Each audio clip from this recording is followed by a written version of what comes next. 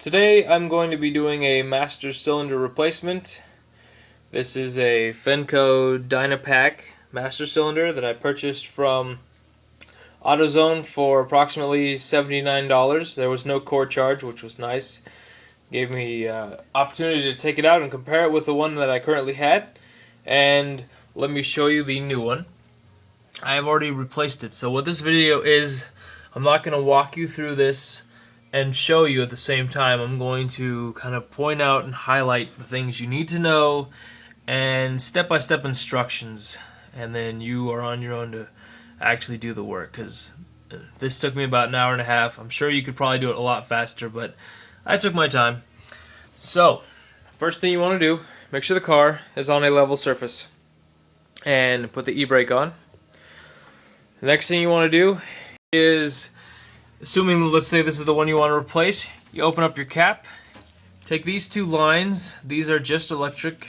There's no power or anything connected to them. But you take this piece over here and then this one on the other side, and you separate them and do the same thing to this one. So those two pop, pop, pop. All right? And that is controlling. There's a sensor that says, hey, I'm out of brake fluid. Oh no. Well, that's what that does. So then you take your cap off and you find some way of siphoning, either a turkey baster or a, you can buy some hose from Ace Hardware or Home Depot. I prefer the cool little nifty siphon. This has hoses that attach top and the bottom right here, and this is from Harbor Freight for about 10 bucks. I've used that thing a million times. So siphon all your fluid out so you don't make a big mess.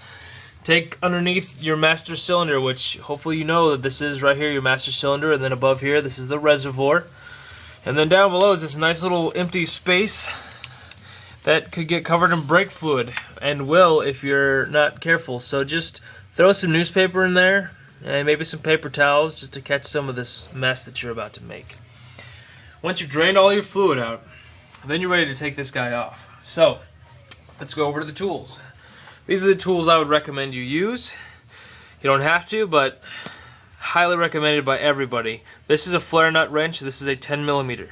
Actually, you're seeing the other end. This is a 12 millimeter. This is a 10 millimeter. This is the size and the side that you want to use. I got this from Sears for 18 bucks. I like Craftsman. If I break them, they fix them for free, or replace them rather. And if you want to go to Checker or AutoZone, they're usually like 7 or 8 bucks for this same thing. So. You'll also want a regular 10 millimeter, just to, in case you don't, once you use the flare nut to break it loose, then you can swap over to your regular 10 millimeter and finish the job a little quicker. Have a 14 millimeter around because you're going to use that for the brake bleeding bench procedure I'll show you in a second.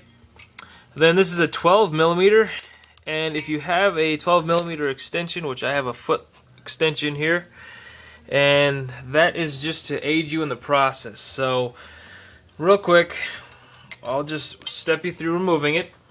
You take your flare nut, 10 millimeter, you put that on top of the nut right there, and then you bring this handle this way, counterclockwise, lefty loosey, righty tighty. Once you break that one loose and you take this one off, this backs out slowly and comes back up. Okay. And then over here is your, let me get to it, sorry. This is the other one. This is your other brake line, okay? So this brake line, you want to break this loose by bringing it up. This one goes up to break it loose. This one goes right. That'll take your brake lines and loosen them enough to where you'll be able to pop. They'll just kind of pop in and out. Don't worry about that too much, because the next thing you're going to need to get is to this guy here. That's a 12 millimeter.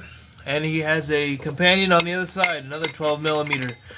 So this is where you can do it. Easy way or the hard way. I prefer using the extension. So you put your extension on there. If I can get it in there. Sorry, it's hard to do this with video and only one hand. But anyway, you put your extension on there. Tighten that or loosen that up. The same thing on the other side. And then what you'll do is you'll pull the master cylinder straight out, so you'll get a hold of it and just kind of wiggle it back and forth, and it just kind of comes out. So yay, now what do I do with it? Well, I'd walk it over here to your nice little bucket and drop it inside because it's still going to have brake fluid in there. Now, what you hopefully have already started, and if not, it's okay, is inside the box there are instructions, which I don't have near me, so just trust me, they're there, on bench bleeding your new master cylinder. There's also videos online of how to do this as well, so I'm not going to fully go through this either, but just bench bleed your new one. And essentially what will happen is you will get a little piece here. This is nylon threaded nipple that goes into this hose, and then this little plastic piece will sit on top. So what you're accomplishing at this is basically, and this is where you want that 14 millimeters just to tighten this guy up. Get that tight in there. This one there's another one which I haven't done yet because again this is just a demo. So you have one here, then you'll have another one here, and this line would be attached to that one. And you're just making a circuit, right? So these lines then droop into and go into the reservoir, which you're going to fill up all the way with brake fluid. Yay. Supertech, or whatever brake fluid. I'm not brand specific, so just know it's brake fluid .3. Then the best thing to do is to put this in a vise. And I've read you just want to pinch the mounting edge right here, so that way you don't actually break the new master cylinder by grabbing it too hard here. I don't know. That's what they recommend. So anyway, you fill the reservoir up and fill it to the top, and then get something. I like to use this. It's actually a punch from, ironically, Harbor Freight. And you take that punch and you stick it in this hole right here. See? You'll feel it because it kind of fights against you, and then you'll push. And see, that's all you're doing. Then you hear it go, glug, glug, glug, starts gurgling, starts sucking the fluid. Fluid will start coming through here. You want to keep pumping that. You do it once, you wait a few seconds, you do it again. You go in about an inch and then you come out. You do that until all the bubbles go away. Now what I learned is if you tap the bottom, I guess that's supposed to help. I just kept going until I didn't see any bubbles. It took me about 10 minutes off and on. So then, let me take all my tools and move them so they don't go crashing everywhere. So, now what you've done is you have bench bled your master cylinder to where now it is, if this was your new one, you take your lines back out, you take this tube off, and of course the kit comes with this little blue cap. You put your blue cap on. You would of course do the same thing for this hole over here. That one caps on. You put your new cap on your new reservoir, tighten that on, clip it on, and then leave these dangling wires because they'll need to go back in the car. So you take your new master cylinder, you bring it back in here, you set it in there, stick it against the firewall, or I'm sorry, the brake booster. You just put one of these nuts, you know, the 12 millimeters on. Just put it back on there, just so it's kind of on but not falling off. Because you're going to need a little bit of play, so you can put these brake lines back in. Put those in. Be careful, don't strip these out.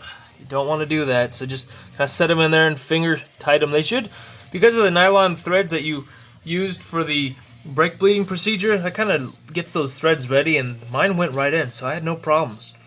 So then I put this in about, I don't know, just snug until it started to give me a little pressure and it stopped leaking, and that's when I stopped. These over here are, if you really want to get specific, I believe they're 14 foot-pounds to torque those, the ones that mount again to the brake booster. And then don't forget these wires here. These wires, just push them back into the, you know, connections. One's a male, one's a female, and vice versa, so you'll know how to do that easy.